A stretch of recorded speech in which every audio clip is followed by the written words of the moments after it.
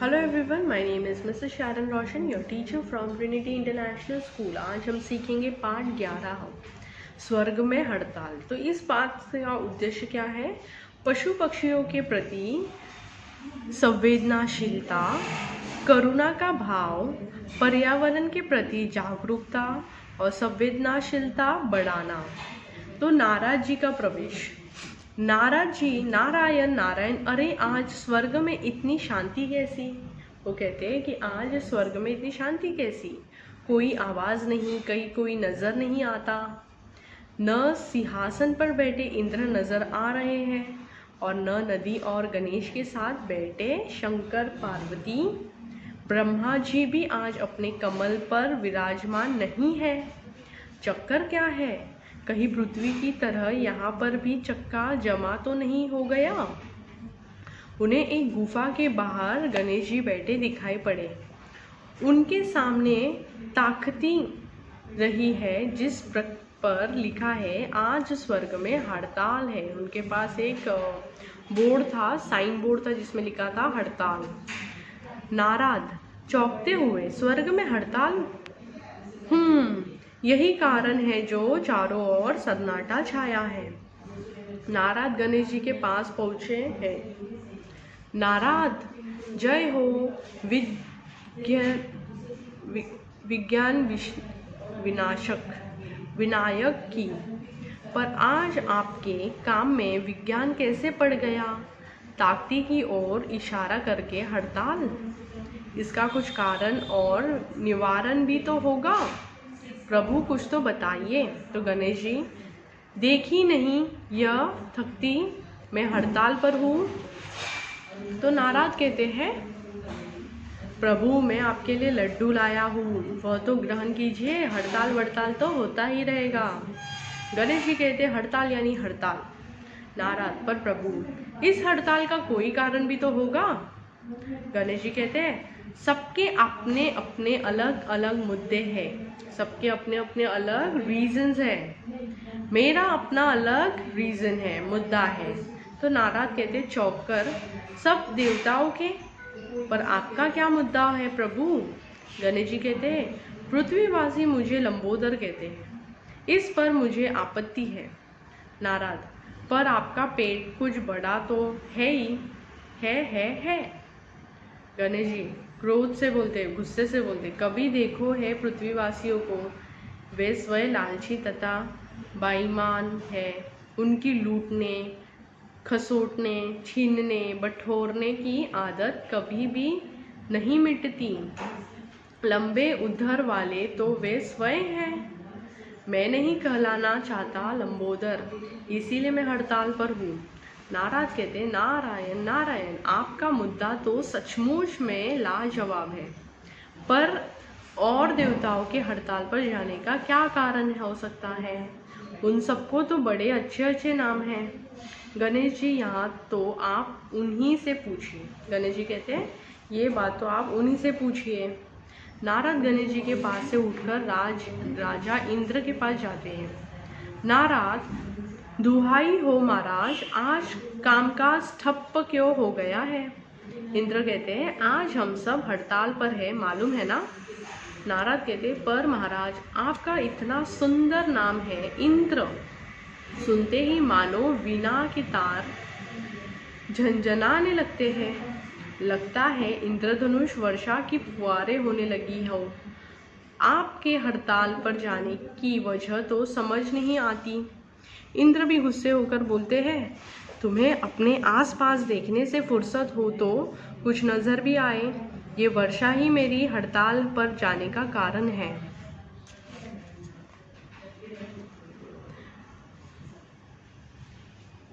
नारद कहते, वर्षा ही तो जीवन का आधार जल देती है।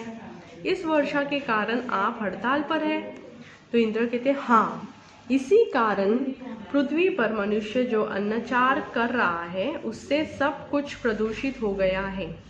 प्रदूषण से आसमान की नीली छतरी में छिद्र हो गए हैं।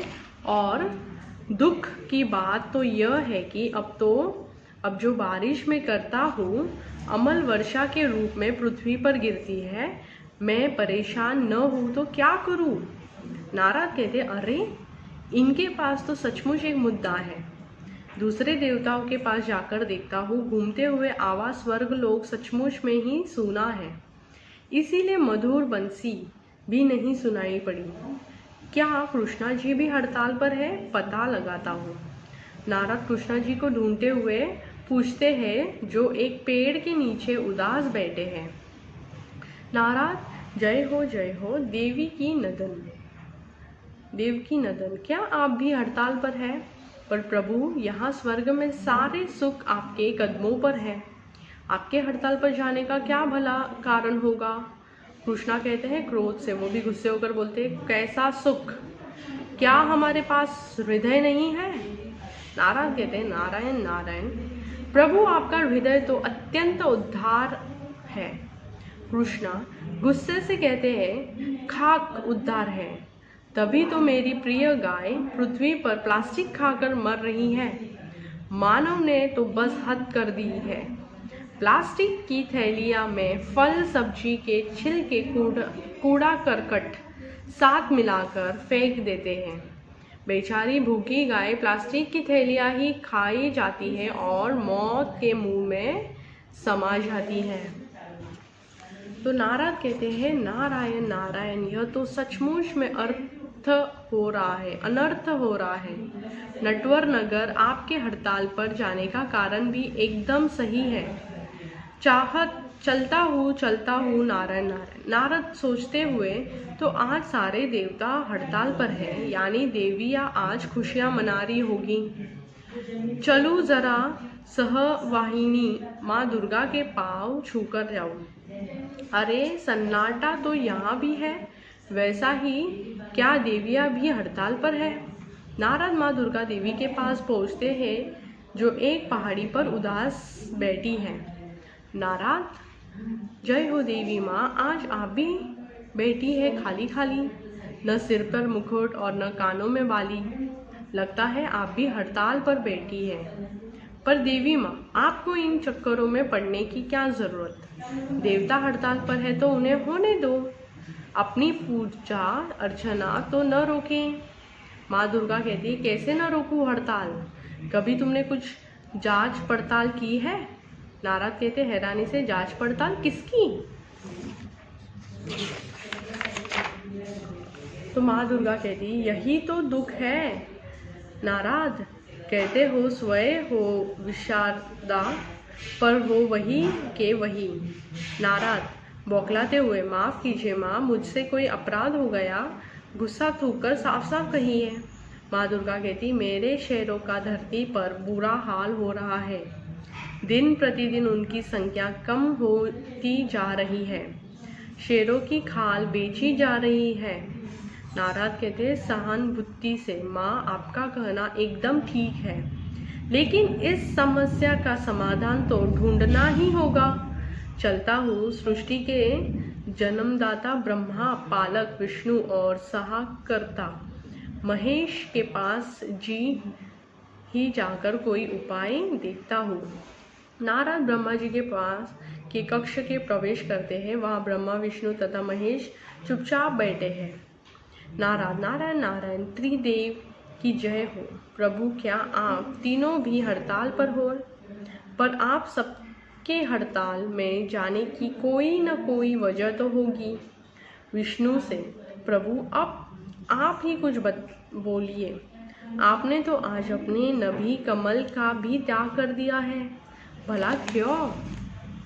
विष्णु उदासी से बोले, बस करो नारद, मेरा कमल आज पृथ्वी पर मुरझा रहा है, कुमाहला रहा है। नारद कहते हैं, कमल भला कैसे मुरझाएगा? वह तो खिलता ही है कीचड़ में, कीचड़ की भला पृथ्वी पर क्या कमी? विष्णु कहते हैं, यही तो रोना है। मनुष्य फैक्ट्रियों के रासायनिक पदार्थों को पानी में छोड़कर जल और मिट्टी सभी को प्रदूषित कर रहा है। अब तो कीचड़ भी प्रदूषित है। नारद, पर प्रभु आप तो सृष्टि के रचयिता है, आप भी। ब्रह्मा, मैं तो क्या, मेरे अन्य सभी साथी इसी मसीह गुरु नानक आदि मनुष्य की मानसिकता को लेकर सुब्रत है। आज मानव की हिंसक और स्वार्थी प्रवृत्ति इतनी बढ़ चुकी है कि वह प्रकृति के संरक्षण की बात ही नहीं सोच पा रहा है। नारद, पर प्रभु क्या हड़ताल में जाने के अलावा कोई और उपाय नहीं है? मनुष्य को चेतने का एक मौका तो दिया ही जाना चाहिए, कुछ तो सोचिए। ब्रह्मा, विष्णु और महेश सोचने लगते हैं। नारद, शिव से प्रभु आप ही कुछ कीजिए। आपको याद है न, जब देवताओं और दानवों में युद्ध हुआ था और समुद्र मंथन के बाद बंटवारा हो रहा था, तब अपने ही विष को अपने गले में रख लिया था और देवताओं की रक्षा की थी। तो महेश कहते हैं, मुझे तो एक ही उपाय समझ में आ रहा है। धरती पर चारों ओर प्रदूषण का जहर फैल हुआ है। मनुष्य यदि खूब सारे पेड़ लगाए तो पेड़ जहरीले वातावरण का सारा जहर खुद पी लेंगे और फिर स्वच्छ प्राण देने वाली हवा दे देंगे। मनुष्य यदि पृथ्वी का आंचल हरे भरे वृक्षों से भर दे तो उसके सारे कष्ट दूर हो जाएंगे और हमारी शिकायतें भी। तब वन्य प्राणी भी सुरक्षित रहेंगे और वातावरण भी। नारायण नारायण, खूब कही प्रभु, खूब कही प्रभु। आपने तो वृक्षों को ही शिव का प्रतीक बना दिया, जो जहर पीकर अमृत दे देते हैं।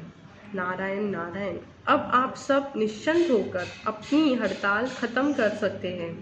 पृथ्वी को हरा भरा बनाने की जिम्मेदारी अब नई पीढ़ी उठाएगी, नई जनरेशन उठाएगी। मैं अभी पृथ्वी पर आपका संदेश लेकर जाता हूँ। नारायण नारायण, यह कहकर नारद पृथ्वी की ओर चल देते हैं।